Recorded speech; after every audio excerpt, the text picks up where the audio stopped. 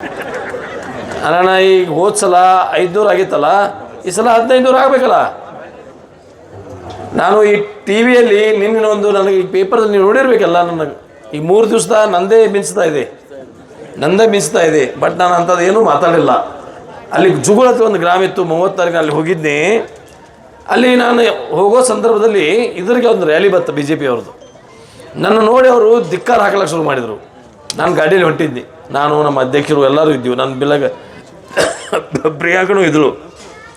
ನಮ್ಮ 7-8 ಗಾಡಿ ಎಂಟ್ರಿ ಆಗ್ತಾಯಿದ್ದೆವು. ಅವಾಗ ಧಿಕ್ಕಾರ, ನನ್ನ ಮೇಲೆ ಕಾರಿಗೆ ಬಡಿಯೋದು, ಆಮೇಲೆ ಮೋಟರ್ ಸೈಕಲ್ ರೇಸ್ ಮಾಡೋದು ಮಾಡ್ಲಿಕ್ಕತ್ರ. ಅಲ್ಲಿ ನಾನು ಇಳಿಲಿಲ್ಲ, ಅದು ಸರಿಯಾದ ವ್ಯವಸ್ಥೆ ಅಲ್ಲ ಅಂತೇಳಿ ನಾನು ಸ್ಟೇಜ್ ಮೇಲೆ ಹೋದ ನಂತರ ಇದು ಊರಿಗೆ ಬಂದಂಥ ಜನರಿಗೆ ನೀವು ಸರಿಯಾದ ವ್ಯವಸ್ಥೆ ಅಲ್ಲ, ಈಗ ಮಾಡಬಾರ್ದು, ಯಾರೇ ಬಂದ್ರೂ ಗೌರವದಿಂದ ಕಾಣಬೇಕು. ಆಮೇಲೆ ಯಾವ ಬಿಕಾರ್ಚೋಟ್ ಹುಡುಗರು ಇಂಥವು ಮಾಡಿದ್ರೆ ನಮ್ಮ ಕಡೆ ಸಹಜತ್ತೀವಿ. ನಾವು ಏನು ಬಿಕಾರ್ಚೋಟ್ ಇದೆಯೋ ತತ್ತೀವಿ. ನಮ್ಮ ಉತ್ತರ ಕರ್ನಾಟಕದ ಭಾಷೆ ನಮ್ಮದು. ನಾವೆಲ್ಲ ಒಬ್ಬ ಚೆನ್ನಾಗಿ ಯಾವಾಗಲೇ ಚೆನ್ನಾಗಿ ಊಟ ಆಗಿದ್ರೆ ಏನು ಮಗ ಊಟ ಮಾಡಿದ್ರಿ ಅಂತೀವಿ ನಾವು. ಅದು ನಮ್ಮ ಭಾಷೆ, ಉತ್ತರ ಕರ್ನಾಟಕದ ನಮ್ಮ ಅದನ್ನು ರೂಢಿಯಲ್ಲಿದೆ. ಅವಾಗ ನಾವು ಏನು ಬಿಕಾರ್ಚೋಟ್ ಹುಡುಗರು ಯಾವ ಮಾಡಿದ್ರು ಅವಾಗೇನು ಮಾತಾಡಿದ್ರು ರೊಟ್ಟಿ ಹಿಂದೂಗಳು ಭಿಕ್ಷುಕರು ಅಂದ್ರೆ ಅಂತೇಳಿ. ನಾನು ಹಿಂದೂ ಅಲ್ಲ, ಆಮೇಲೆ ನಾನು ಭಿಕ್ಷುಕ. ಬಿಕಾರ್ಚೋಟ್ ಹಿಂದೂಗಳಿಗೇನ ನಾನು ಬಿಕಾರ್ಚೋಟ್, ಆಮೇಲೆ ನಾನು ಹಿಂದೂ ಇದೇನಲ್ಲ, ನಾನು ಬೇರೆದವನಿದ್ದೀನ. ಅದಕ್ಕಾಗಿ ನಾ ಆ ಶಬ್ದ ಅಂದಿಲ್ಲ. ಅದು ಟಿ ವಿ ಮಾಧ್ಯಮದಲ್ಲಿ ಬರ್ತಾ ಇದೆ, ಅದೇನು ಸತ್ಯಕ್ಕೆ ದೂರವಾದದ್ದು.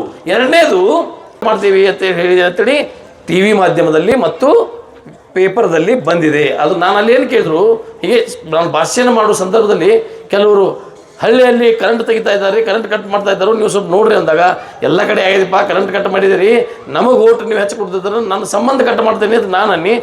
ಅವ್ರೇನು ಹೇಳ್ತಾ ಇದ್ರು, ನನಗೆ ಓಟ್ ಹೆಚ್ಚು ಕೊಡ್ತೇವೆ ಹೋಗಿದ್ರೆ ನಿಮ್ಮದೆಲ್ಲ ಕರೆಂಟ್ ಕಟ್ ಮಾಡಿದ್ರೆ ಧಮಕಿ ಕೊಟ್ಟರು ಅಂತ ಪೇಪರ್. ಅದು ಸಹಿತ ಸತ್ಯಕ್ಕೆ ದೂರವಾದದ್ದು. ನಾನು ಮೊನ್ನೆ ಮಧುಬಾವಿಯಲ್ಲಿ ಒಂದು ಮಾತನ್ನು ಹೇಳಿದೆ. ಎಷ್ಟೋ ಪ್ರಧಾನಿಗಳು ನಮ್ಮ ದೇಶದಲ್ಲಿ ಆದು ಹೋದರು. ನೆಹರು ಅವರು, ಲಾಲ್ ಬಹದ್ದೂರ್ ಶಾಸ್ತ್ರಿ ಅವರು, ಇಂದಿರಾ ಗಾಂಧಿ ಅವರು, ರಾಜೀವ್ ಗಾಂಧಿ ಅವರು, ಮತ್ತು ಮೊರಾರ್ಜಿ ದೇಸಾಯಿ ಅವರು, VP ಸಿಂಗ್ ಅವರು, ಎಷ್ಟೋ ಚಂದ್ರಶೇಖರ್ ಅವರು, ಸಾಕಷ್ಟು ಜನ ಆಯ್ಕೆವಾದರು.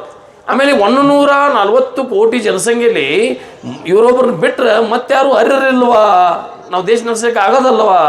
ಇವ್ರ ನಂತರ ನಿಮ್ಮ ಕಡೆ ಹೇಳ್ತೀರಿ ನಾವು ದೇವರಿಗೆ ಪ್ರಿಯ ಅದ, ಏನದು ಸ್ವರ್ಗಸ್ಥರ ಅದು. ನಮ್ಮ ಕಡೆ ಹಂಗ ನೆಗಟ್ ಬಿದ್ದ, ಜಿಗದ, ಹೀಗೆಲ್ಲ ಆತೀವಿ. ನಮ್ಮ ಕಡೆ ಭಾಷೆನ ಅದು ನೆಗಟ್ ಬಿದ್ದತೀವಿ. ಅದನ್ನು ನಿಮ್ಮ ಕಡೆ ಅದು ಎಂತೋ ಕೆಟ್ಟ ಮಾತಾಡ್ತಾರೆ ಹೇಳ್ತಾರೆ ನೀವು. ನಮ್ಮ ಕಡೆ ಅದು ರೂಢಿದಾಗಿರ್ತೈತಿ. ಏನೇ ನಮಗೆ ಜಿಗದ ಬಿದ್ದ, ಶಟದ ವಾದ, ಸತ್ತ ಹಿಂಗೆಲ್ಲ ಅಂತಿದ್ವಿ. ಅವಾಗ ನಾವು ಅಂದಿದ್ದೀವಿ ಇವ್ರ ನಂತರ ಮತ್ತೆ ಯಾರು ನಮ್ಮ ದೇಶದಲ್ಲಿ ಅರ್ಹರಿಲ್ವಾ ಅಂತಂದಿನಿ. ನಾನು ಇವರು ಸಾಯಲಿ ಅಂತಂದಿದ್ದೀನಿ. ನಾನು ಸಾಯಲಿ ಶಬ್ದನೇ ಮಾತಾಡಿಲ್ಲ. ಇದು ಸಹಿತ ನೀವು ಟಿ ವಿ ಮಾಧ್ಯಮದವ್ರು ಇದ್ರು ಮತ್ತು ಪ್ರಚಾರ ಎಲ್ಲಿದಾರ ಅವ್ರು ನಮ್ಮ ಅಬ್ಸರ್ವರ್ಸ್, ನೀವೆಲ್ಲ ನಾ ಏನು ಮಾತಾಡಿದ್ದೀನಿ ಅಂತ ಹೇಳ್ರಪ್ಪ. ಸುಮ್ಮನೆ ಏನೇನೋ ಬರೆದು ನನ್ನ ಏನದು ನಾನು ಅಪಮಾನ ಮಾಡಕತ್ತಿದ್ದೀರಿ ನೀವು. ತಚ್ಚೋದೇ ಮಾಡೋದು ಆಗಬಾರ್ದು. ಒಬ್ಬ ಮನುಷ್ಯನ ಸುಮ್ಮನೆ ತಚ್ಚೋದೇ ಅದು ಆಗಬಾರ್ದು. ನಾನು ನಿಜವಾಗಿ ಮಾಡಿದರೆ ಮಾಡ್ರಿ, ಏನು ತೊಂದರೆ ಇಲ್ಲ. ಅದು ಸುಳ್ಳು ನನಗೆ ಅದು ಯಾಕೋ ಮನುಷ್ಯಗೆ ನೋವು ಆಗ್ತಾ ಇದೆ. ನಾವು ಆ ಥರ ಮಾತಾಡಿಲ್ಲ, ಸುಮ್ಮನೆ ಅದನ್ನು ಹಾಗೆ ಮಾತಾಡೋದು. ಅದು ಟಿ ವಿ ಮಾಧ್ಯಮದವರು ಒಂದು ಯಾಕೆ ಹಂಗೆ ಮಾತಾಡಿದ್ರು ನನಗೆ ಅರ್ಥ ಆಗಲಿಲ್ಲ. ಅದಕ್ಕಾಗಿ ಇದು ಸಹಿತ ಸತ್ಯಕ್ಕೆ ದೂರವಾದದ್ದು. ನಾನು ಅಂಥವು ಯಾವುದೂ ಶಬ್ದಗಳನ್ನು ಮಾತಾಡಿಲ್ಲ. ನಾನು 20 ಮೆಂಬರ್, ಜಿಲ್ಲಾ ಪಂಚಾಯತಿ ಮೆಂಬರ್ ನಾನು 95, ಆಮೇಲೆ 5 ಸಲ MLA ಆಗಿದ್ದೀನಿ. ಮತ್ತು ನಾನು ನಾನು ಯಾವನು ಜೀವನ ನಾನು 40 ವರ್ಷ ರಾಜಕಾರಣ ನಂದು 40 ಅದೇ ಉಮೇಶ್ ಕತ್ತಿಯವರು ನಾವೆಲ್ಲ ಒಳ್ಳೆ ಎಲ್ಲ ಇದ್ದಾಗ ನಾವಿವತ್ತು 40 ವರ್ಷ ರಾಜಕೀಯದಲ್ಲಿ ಇಲ್ಲ. ನಾನು ಯಾರಿಗೂ ಇಲ್ಲಿದ್ದಾರಲ್ಲ ಎಲ್ಲರೂ ಒಬ್ಬರಾದರೂ ಹೇಳಬೇಕದ್ದು. ನಾನು ಯಾರಿಗೂ ಮೋಸ ಮಾಡಿದರೆ, ಯಾರಿಗೂ ಸುಳ್ಳಕ್ಕೆ ನಾನು ಎಂದೂ ಹೇಳೋದಲ್ಲ ಸರ್. ಮೋಸನೂ ಮಾಡೋದಿಲ್ಲ, ನಾನೆಂದು ಆಶ್ವಾಸನೂ ಕೊಡೋದಿಲ್ಲ. ನಾನು ಏನು ಹೇಳ್ತೀನಿ ಅದನ್ನು ಮಾಡ್ತೀನಿ, ಏನು ಮಾಡೋನಿದ್ದೀನಿ ಅದು ಅಷ್ಟೇ ಹೇಳ್ತೀನಿ. ಹೀಗಾಗಿ ನಾನು ಯಾಕೆ ಮತ್ತೆ ನೀವು ನನ್ನನ್ನು ಈ 40 ವರ್ಷದಿಂದ ರಾಜಕೀಯ ಜೀವನದಲ್ಲಿ ನಾನು ಅಂಥದ್ದು ಏನಾದರೂ ಯಾರಾದರೂ ಮನಸ್ಸು ನೋಯಿಸಿದ್ರೆ, ಯಾರಾದರೂ ತುಚ್ಚೆ ಮಾಡಿದೆ ಅಂದರೆ ಅವರು ಇನ್ನೂ 1000 ವರ್ಷ ಬದುಕಲಿ, ನನಗೇನು ದುಃಖ. ನಾನು ಅವರು ಸಾಯಲಿ ಅಂತೇಳಿ ಎಂದೂ ಅಂದಿಲ್ಲ. ಇದು ಸ್ಪಷ್ಟ ನನ್ನ ಅನಿಸಿಕೆ. ಅದಕ್ಕಾಗಿ ನೀವು ಇವತ್ತು ಬಸವೇಶ್ವರ ಯಾತ್ರೆ ನೀರಾವರಿ